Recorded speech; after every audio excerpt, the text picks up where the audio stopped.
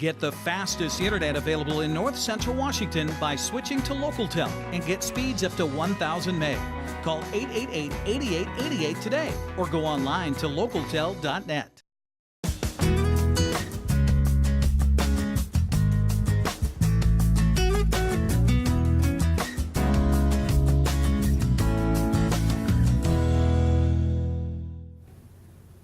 Hi, welcome to Life with Lisa Bradshaw. On today's show, we're going to talk about a subject that isn't easy to discuss, but is necessary sometimes. We're talking about grief, all types of grief.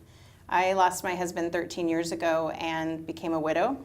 I don't feel like a widow anymore, and it took a long time to be able to say that, but I did think about people in our community who are going through losses, whether it's change of jobs, divorce, or death. And I found a group in our community who supports individuals going through those sorts of things, so I wanted to have them on my show today. Today we have Bob Brown and Cindy Maynard from Sage Hills Church, and they are part of a group called Life During Grief. So thank you for being here. Thank you. So as I mentioned at the beginning of the show that I lost my husband 13 years ago and went through quite a lot. I think it took me about 10 years to really feel like I was myself again, or that new self that I was willing to, feeling good about and feeling like that I had come out of it, crossed the abyss, I call it. And you came to the group, Bob, as a widower yourself. Right. 6 years ago, my wife, Karen, was diagnosed with pancreatic cancer, and within 3 months and 17 days, my life has totally changed. Right. My kids and I have grieved, and there are still points that you still grieve. After 6 years, you're still at times very raw from what has happened. There are different triggers too. For me, it's usually baseball season because I wish my son's dad were here to see him. My son was 5 when his dad died, and he's getting ready to graduate high school and chose a college, and that'd be really cool for his dad to be here to be part of that. Cool isn't even a big enough word, obviously. But so for you, what are some of the triggers for you that people could relate to that you go through?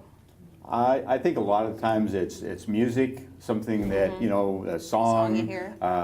Movies. It's interesting when you go to a movie and there's just things that happen in the movie that trigger that emotion. And, and I've told people all along that, I don't care who sees me cry, and if I cry on the show today, then that's okay too, because it's still, still part of that growth that you go through. And there are no rules, there are no timelines. That's the most important thing, I think, for people to understand. And Cindy, you're here as well because you're involved in the group and from an outsider's point of view, just in terms of organizing it. Yes. But you had talked about going through some things in your own life, and we'd mentioned at the beginning of the show that it isn't just about the loss of life, but the loss of your marriage. Right. I think it was the day that the workshop started, and I was talking with Bob about getting the room ready, and I was collecting registrants' names, and we were talking about losses being different kinds. And although my grieving happened kind of over time before my divorce 3 years ago, I just thought I want to put myself in a path of good processing. And so then the other thing was turning 61. I thought, you look fabulous, by the way. Oh, thank you.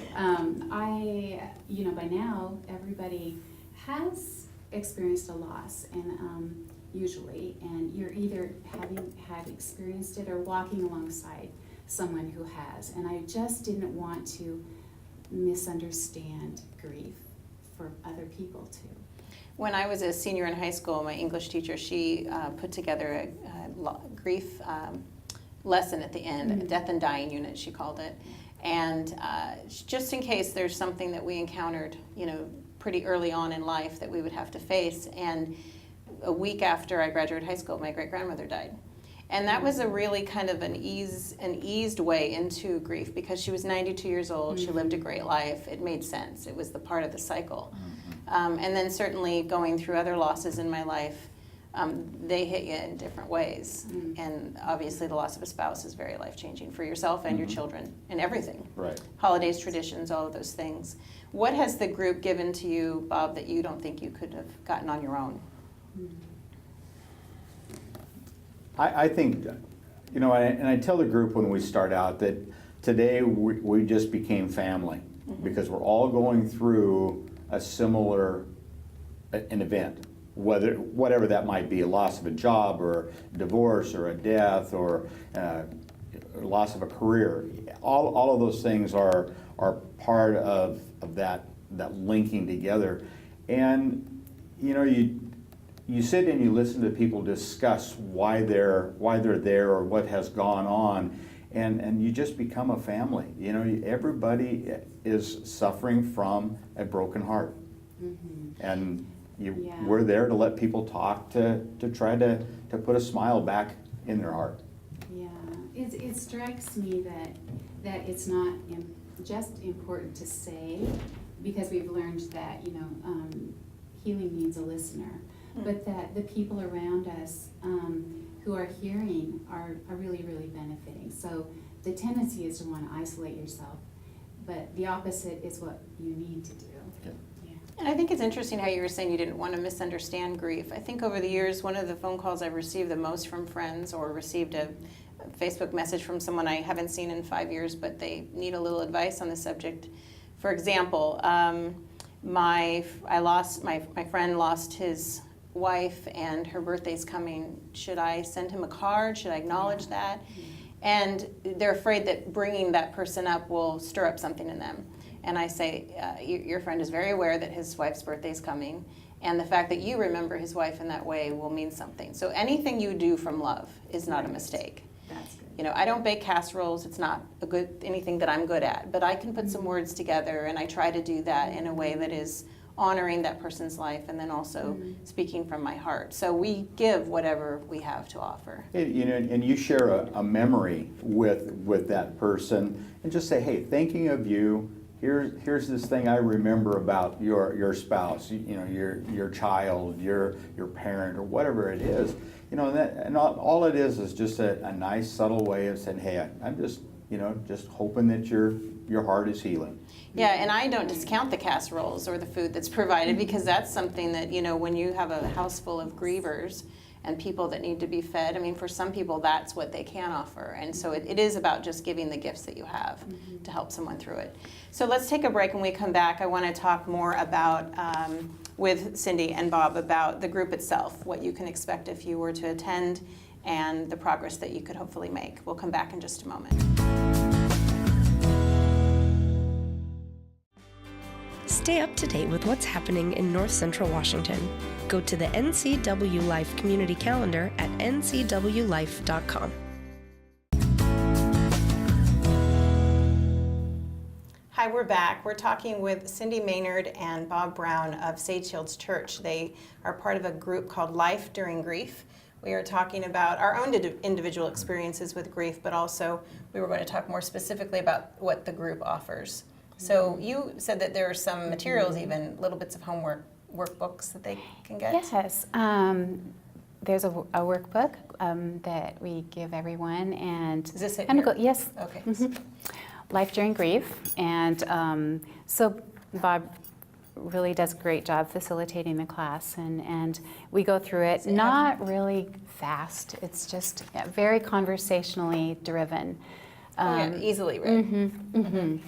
And so they get that when they start. Yes. And everyone works at their own pace. I'm guessing there's not like a real homework, but it's your own assignment, how you want to work through things. What's an Right. example? Well, one of the things that we do is we have a kind of a lifeline time graph, loss graph, and I've kind of modified it because I think that too many times we focus just on the bad things or the sad things that happen to us. And in fact, we just discussed this last night in a class. And you know, think about the positive things too. You know, maybe when you got married, maybe when your kids were born or grandkids, or you know, you bought a new house, or those types of things that go on as well. And so that you can kind of get a balance in your life from, you know, the good and the bad, and rather than just focusing on, you know, this happened, that were, you know, negative in your life.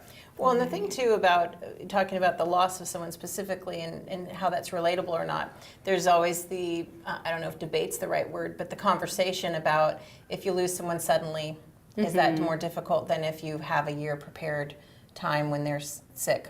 Nothing prepares you, so I don't think it makes a difference how you lose someone.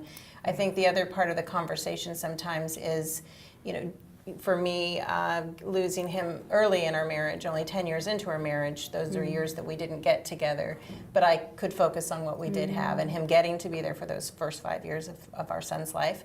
And then for you, perhaps the grief is the memories of all those years that you had and learning to live without this person who you spent most of your adult life with. And so there are no, that's what we talked about, there are no rules about how you cope with either side of that. So you probably get people there from all areas of grief.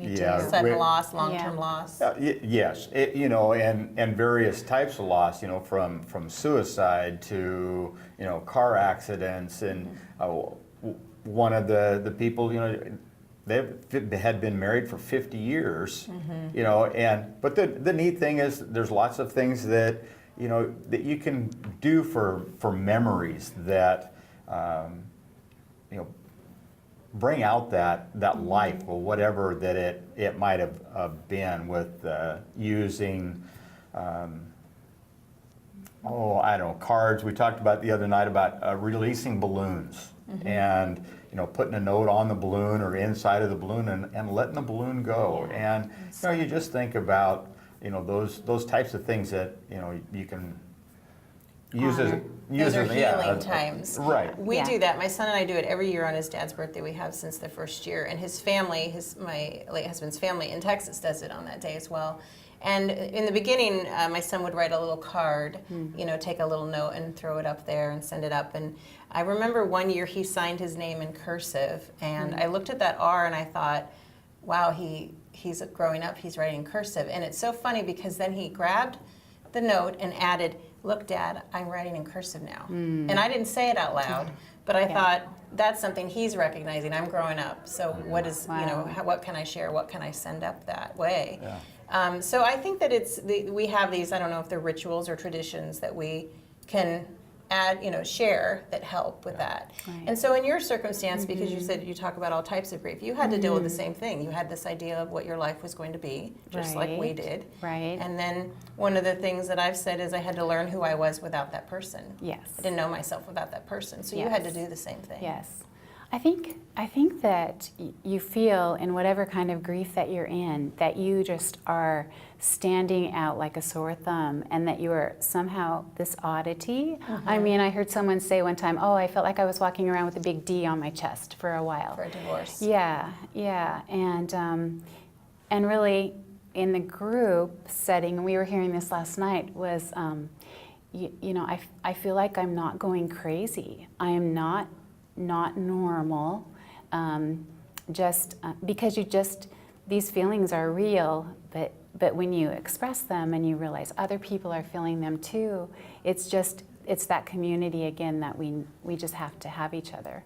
You feel less alone. Yes. And I think at 32, when I became a widow, it was hard for me to find people who were my age, but I did. I sought them out and built relationships and ended up writing a book about it called Big Shoes because it was hard for me to find people who I could relate to, so I thought, well, it might be hard for other people as well.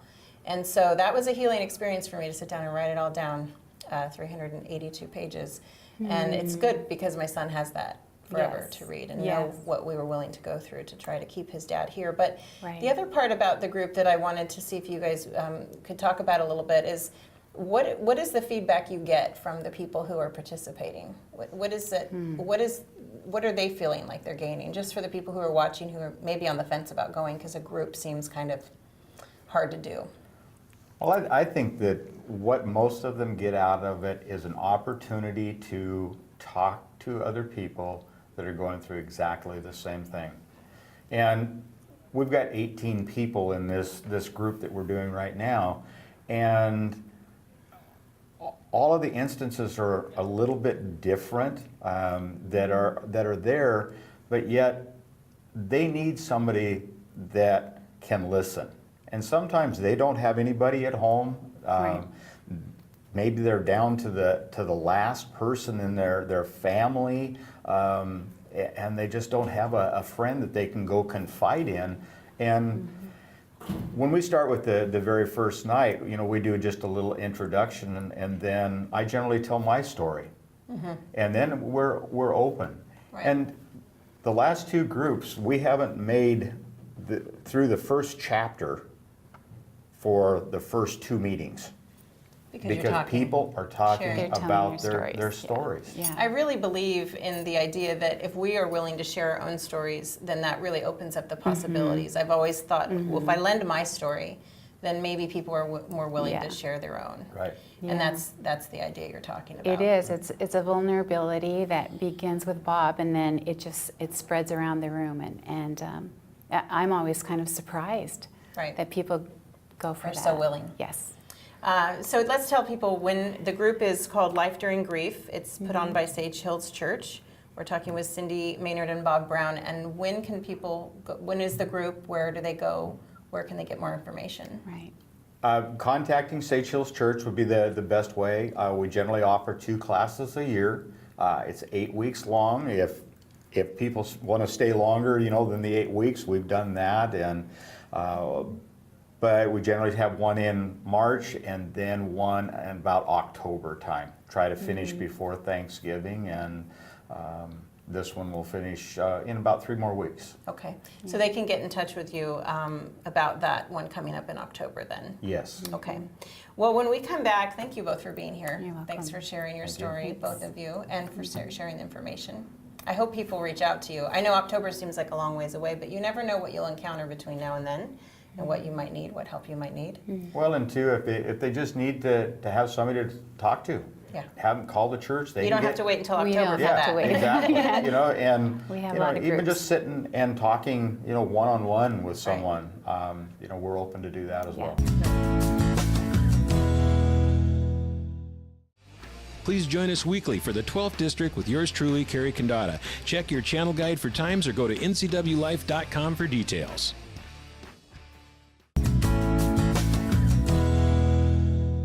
Hi, we're back. Now we're talking with Ann McConnell. She is a licensed mental health therapist here in Wenatchee, and I thank you for being here on the show. Thank you. I want us to talk more specifically than about your general practice, because you help all areas of mental health, but more specifically, the show today is about grief.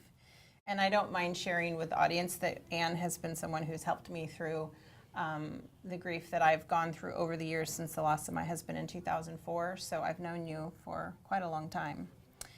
So thanks for being here. Thank you. So one of the things that we talked about earlier in the show about support groups and where people can go to get that extra help and that kind of group support, and that doesn't always work for everyone. They might use that and might need something more. So let's talk about when it is time to perhaps seek professional help in the stages of grief. Yeah. Well, it could be even before a support group, or during. I've had people doing it at the same time, or beyond. And what are the signs that you might look for within yourself, or if someone has a friend who's going through grief, that they might be able to see signs that a person might need more help than a support group, I guess is what I'm asking. Oh yeah. Well, just if you feel like you're not getting there as fast as you want to, or you're just having some feelings that you can't really deal with. Process. Yeah. When you're on one-on-one counseling, you get to really just talk about your feelings and your experience, and the counselor gets to ask questions that dig down where you need to go. And it can be pretty emotional, but usually with grief, that's what you need to do. You need to give yourself a break, and then you need to dig in. Right, and one of the things, and there are a lot of things that I don't mind sharing openly about my experiences. That's why it's kind of called Life with Lisa. I say it's not about my life, and it's not, but it's about life in general. It's about the people who come on the show and sharing different aspects of life. And one thing that I've learned about grief is there's an unpredictable flow to it. And I have seen you sometimes for 3-6 months straight, and then I've not seen you for 10, 12, 14 months, maybe even almost 2 years. I've seen you this year because my son leaves for college, and it kind of brings stuff up again. I'll go through different periods. For some people, It might be the holidays, that kind of triggers them. For me, it was always baseball season, which sounds odd, but sitting there watching my son work really hard at something that he loved and not sharing that with his father has always been very difficult for me. I think it took till this year for me to really sit and enjoy it and not let any of that other stuff creep in. Yeah. So would you say that, sometimes do you see an influx of people at certain times of the year reaching out to you for help? Not overall generally, but for them individually, like anniversaries of when it happened, or like with you, things that really trigger it. And sometimes when they're even going through something new for themselves and they're not getting to share it, or they're just feeling differently about it, then it's time to begin again. I think I've needed the most help from you during dating seasons in my life, because that has been the thing that brings it all back. When something doesn't quite work out the way you planned, you just want your old life back. The life that you planned, and I'm sure that's true in divorce and death and in other circumstances in life, whether it's the loss of a job or the loss of a loved one or the loss of a marriage.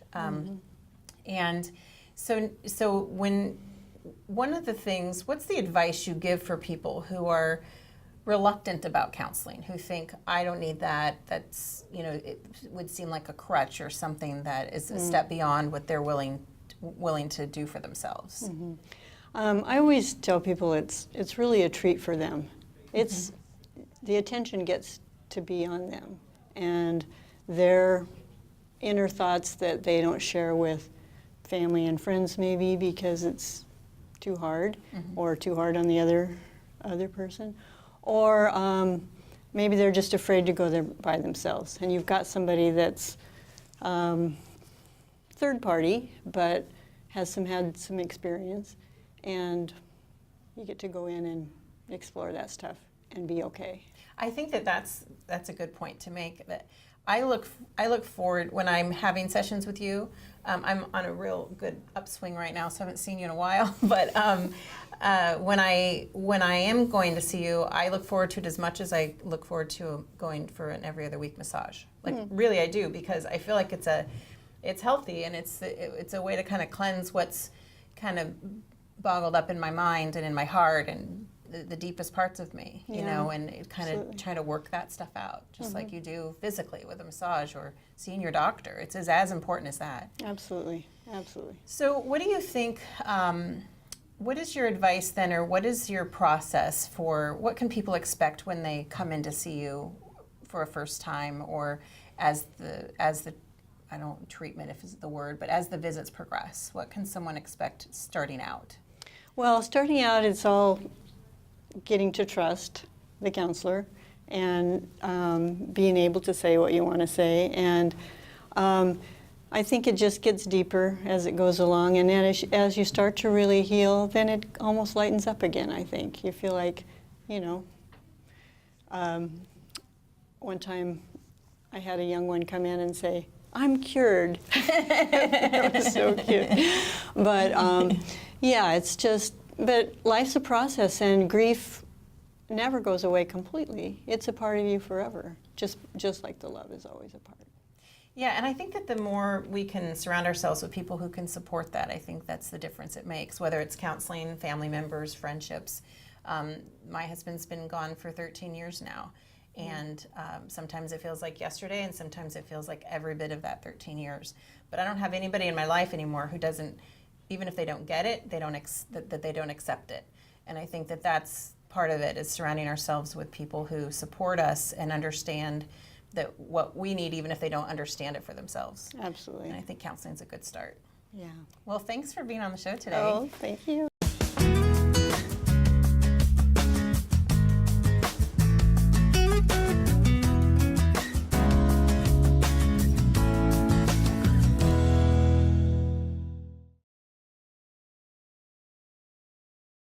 For all the latest news in North Central Washington, go to ncwlife.com or find us on Facebook. Got a news tip? Email us at news@ncwlife.com or call 888-2020.